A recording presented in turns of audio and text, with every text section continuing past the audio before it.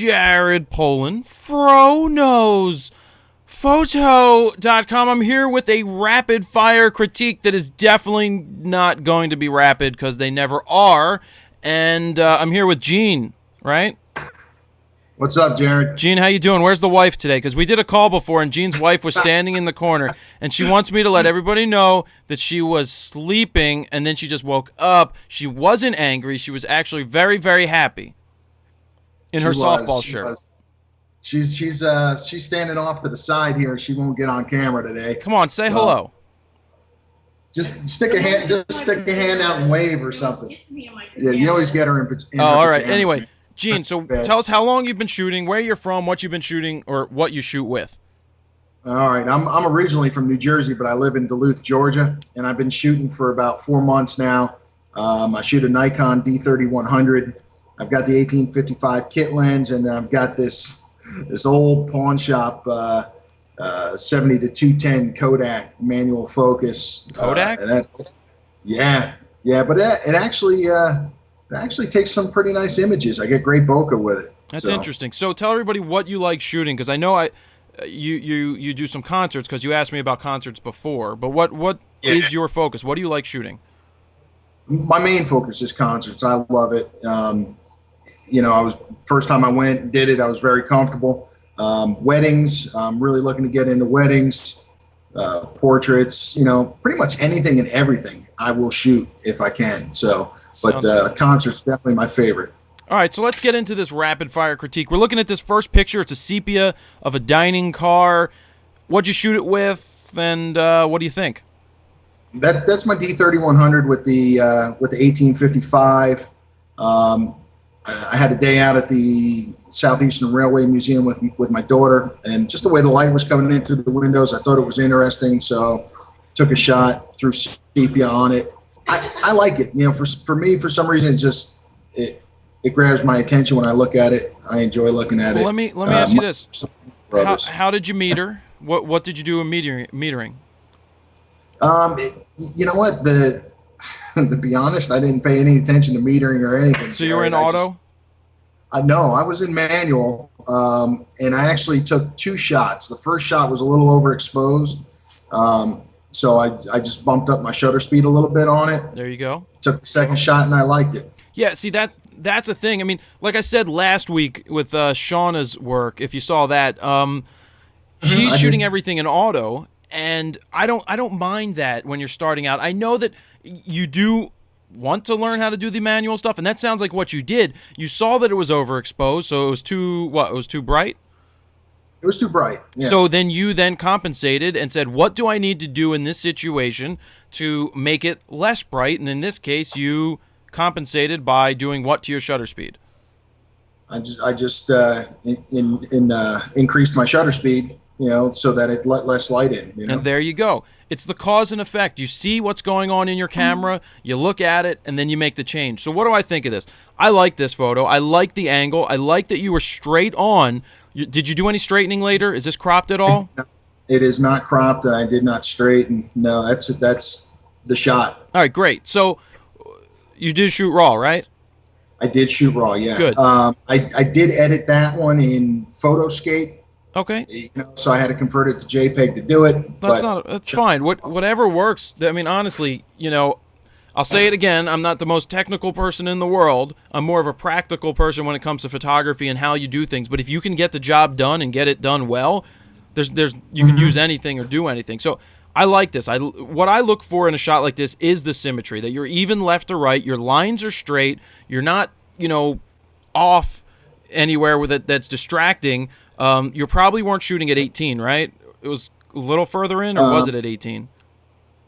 You know what? I think it might have been a little further in. I can't remember. It was a little while back. So all right. Well, nonetheless, I like it. I like that you have a nice depth of field here, so you see most of the cars in focus.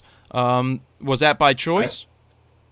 That was by choice. I tried to get it, when I was looking through the viewfinder where everything was pretty much clear. I didn't want anything blown out in this. Okay.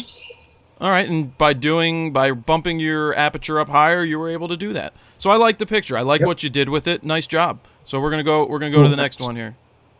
All right. All right, we've got a guy yelling who's bald. Yeah, yeah. It's that's the lead singer to a band called Caustic Thought. Caustic Thought. All right. Yeah, So, what they're- lens were you using in this situation? that one there is the Nikon 1755 2.8. Oh. I had rented that Oh, okay. because I was going to be shooting a wedding, so I decided to use it because I had the opportunity to go see a show and shoot that. All right. How is your focus on, or did you miss it here?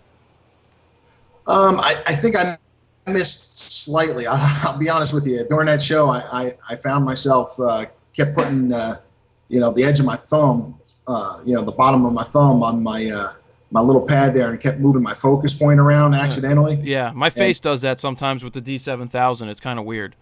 Yeah, and I caught it about halfway through the evening that I was doing it. So I was trying to get it on his eye, but I think I ended up a little bit low on this one. Yeah, it looks like it's on his pants. Yeah. The pants are nice and sharp. Are you in continuous focus or single focus? I believe I was in continuous. All right, so when you're doing that, it's going to be, you obviously want to keep it up higher in the frame, at least on the face somewhere. In terms of exposure, Okay. you're dealing with a pretty crappy lighting situation. I think you handled it pretty well. Okay. His pants are exposed well. His head's a little burnt. Obviously, he's bald. Yeah. And it's a little hot. So if you were to compensate for that, and bump your shutter speed higher, then the rest of the image would end up going darker. Right. It's one of those images. It's composed well for what you have, so that's a nice composition. If we had better light, then you would have been able to get a better exposure. But other than that, I mean, it's not the greatest rock shot ever. Right. But your composition is on, and that's what I'm looking for first and foremost. And you froze a moment. Next, you're gonna have to work on the focus, and making sure your Okay. shutter speed stays high enough to keep the guy frozen. But other than that, you're definitely on the right path here. You're seeing it properly. Right. Okay. Cool. All right. Thanks. Then we jump to a wedding shot. It's a nice Yes. moment captured. Are you a second shooter here? Yeah. There are two of us. My partner was actually to the left of the frame here, shooting in directly at the bracelet. Okay. My shot, I think, came out better. This is a nice shot. This is clasping of, what is that, a bracelet? It's a bracelet, yeah. Yeah, so that's very nice. It's sharp. Are you sharp on the ring right in the middle, or are you sharp? Where were you focusing? I was focusing on the fingertips and the bracelet there. I was trying to get that the sharpest. Well, it's a solid image. It's a nice composition. I'm not going to say whether. Well, I'm trying to feel if it would work better if it wasn't centered. But again, I like the image. I mean, this arm doesn't bother me here. I think it draws you into what's going on, and we can always second guess composition and everything after the fact. But it's one thing to actually capture it, and that's what you did here. In terms of processing, I like things that are more contrasty, but I think that this works well in this color, this interesting tone that you did. I think it works very well. Yeah, that's actually Capture NX2, and it's a black and white conversion. But my white balance was off, and I fooled with it both ways. I changed my white balance. I liked it actually better having that little bit of yellow undertone from having that white balance off. So I left it this way. Yeah, I don't mind it. It's hard to say what I would like better. I'm just trying to frame it. Yeah. I think your composition's good. The way that this arm's blown out. If this arm in the bottom corner wasn't blown out, it would probably detract from the image. But, I think you did it very well. It's a nice angle. You're seeing it well. And just keep seeing the images. That's what it's all about. Okay. All right, cool. Thanks.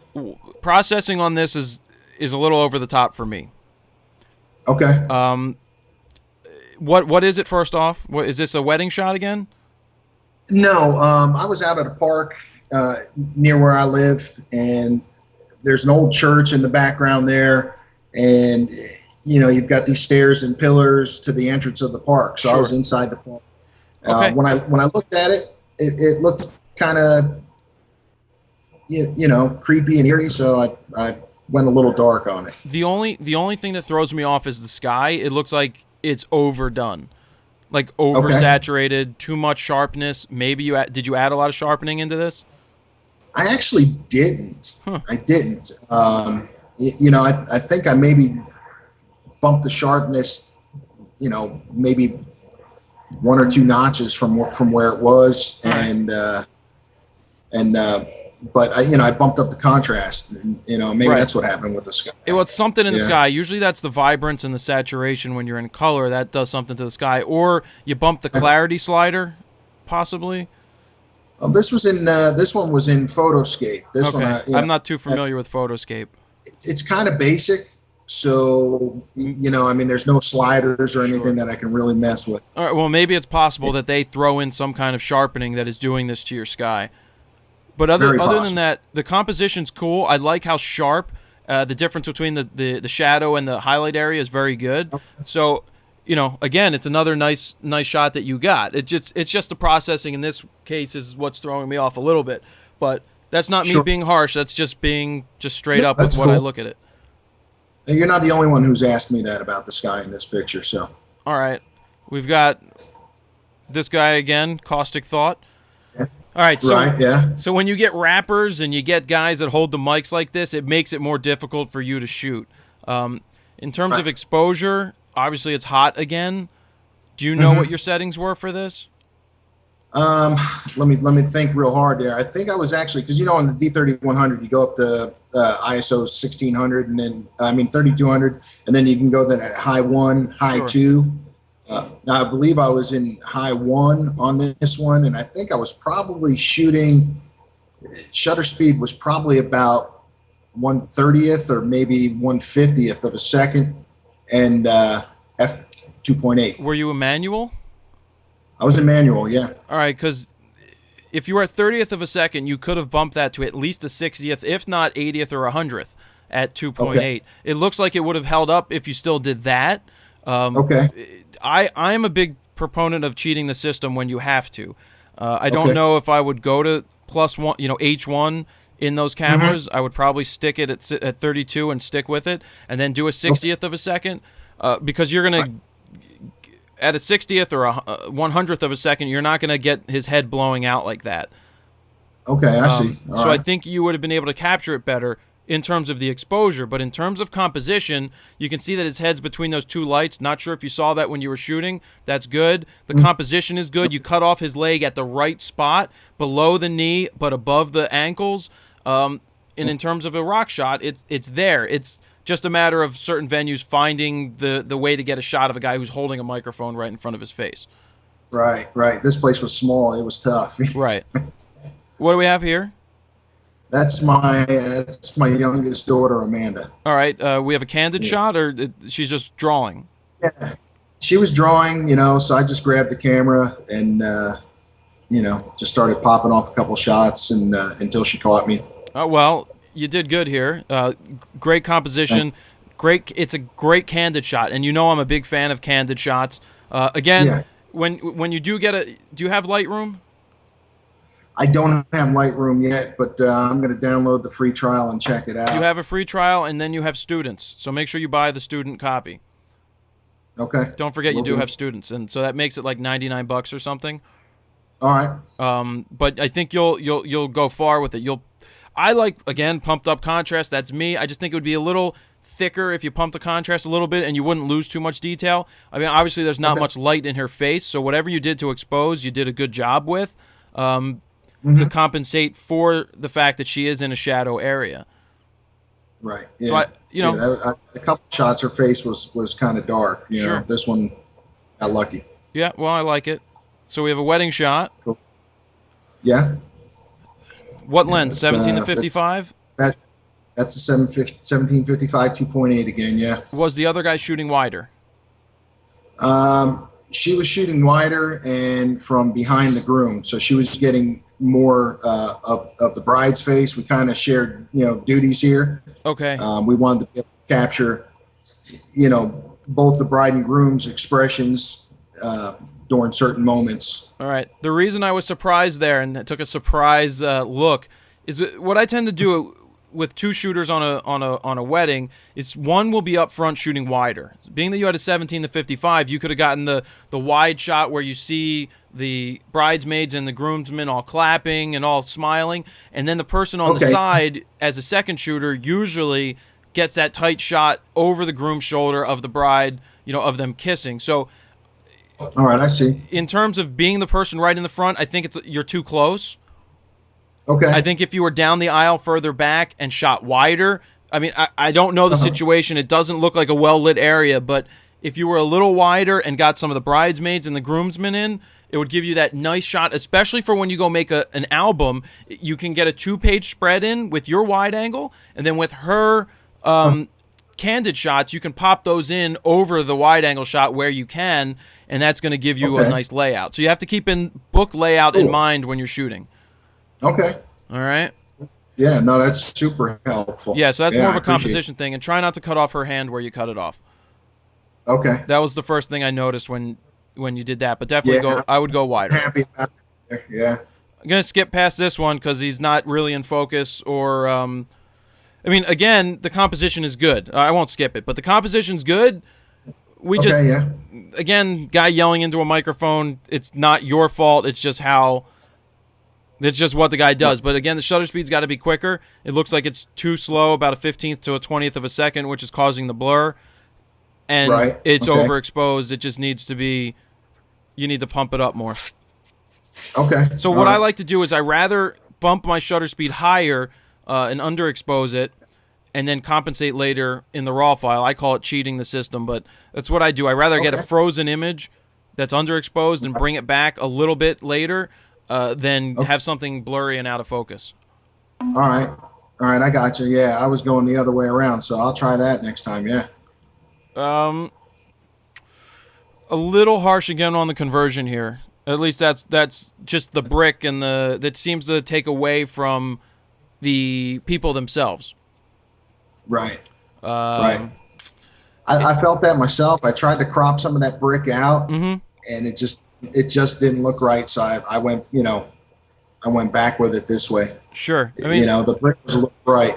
Yeah, it's a tough situation. Obviously, you're outside of the, I guess, church or something, and it's not giving you the greatest background in the world. If you do have control of your subjects and suggesting where they can stand, maybe that's the first way. Maybe not exactly telling them what to do. Well, flat out saying, do this, do that, but say, hey, why don't you guys stand over here while we take some of these pictures? Now go ahead, give them a kiss and stuff like that, and that's going to give you a better background and things like that. Yeah, it was a pretty crummy location, and I had pretty much nothing to work with other than this brick wall. I mean, you could see streets from everywhere, parking lot and everything. It was not a great location. Sure. So I had to take what I could get. All right. Yeah, I mean, the exposure's right on this. It's just like, it's a wedding shot. They'll get better, when you have a better background and things like that. But, the exposure's good, and that's half the battle right here. All right, cool. I like that you're seeing different images and not just taking pictures of just the people. You're looking and seeing other things going on, and that's a great thing. And that's what you can see here as they're doing a toast, obviously. You can see the bride in the background out of focus. Is that correct? Yes. Yeah, I like it. No flash, right? This is just natural light? Actually, every shot that you've seen, no flash. Okay, your exposure's good here. Like whatever you did to read this, to meter it, to guess it, if you guessed it, you're doing a great job doing that. So this is good. This is nice. You're focused right on that glass right in the middle, and I like that. This is one of those shots that could work as a background shot or just, always think about the book, the album. How can you do the photos in the album later? Okay. All right, so this was a similar shot. It was a similar shot. I thought the Coke can was funny. That's, what I mean? It looks like a Coke commercial or something. I just find that a little distracting in this image. Yeah. Just a little bit, especially with the wine glasses. I mean, if you were coming in tighter, that would be cool as a second picture in the book, but the one right before it is definitely better. Oh, yeah, I think so as well. Yeah. I love that other shot before it, actually. It's one of my favorites. Yeah, it's a very good shot. This is a nice shot that you can put in your book and be very happy with. Cool. Thanks. I appreciate that. So that was the last image, wasn't it? It was. All right. Did you have any further questions or feedback? How was this critique? Good? Helpful? Too harsh? It was very helpful. No, definitely not too harsh, man. I mean, you give it straight, and that's what I'm looking for because I want to get better, man. So, all right, good. So I I think it was great. I appreciate it. But yeah, I do have a couple other questions about gear and shooting concerts. All right, what do you got? First one, glass. I've got an opportunity to buy a Sigma 24 millimeter 1.8.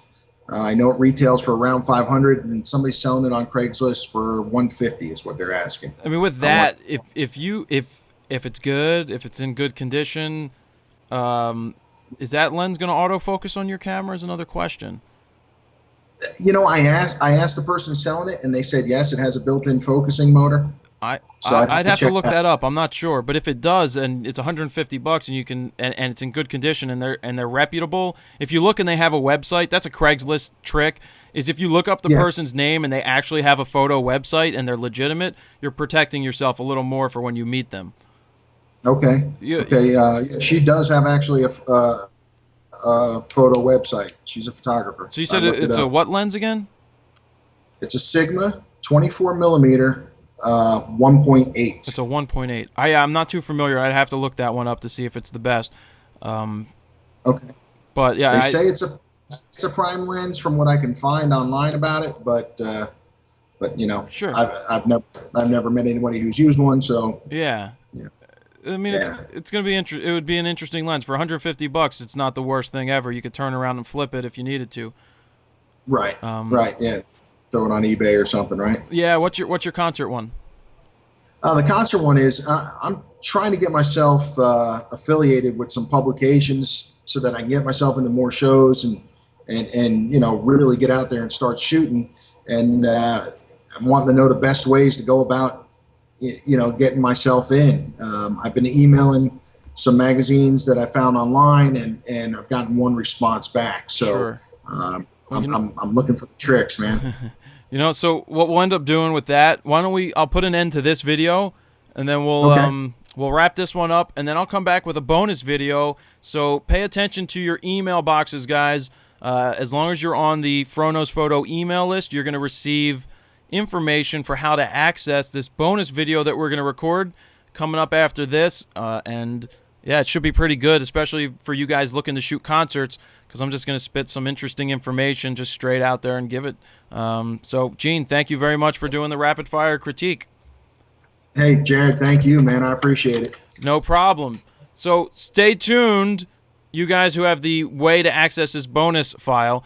And I'll pop some stuff up on the screen for how to do that. Jared Polin, well, actually, before I do that, if you want to submit a link for rapid fire critique, send it to FroKnowsPhoto@gmail.com. Send a link with your 10 best photos already put together. They can be edited. That's the point. I want your 10 best photos, whether it's a photo story or just 10 different images.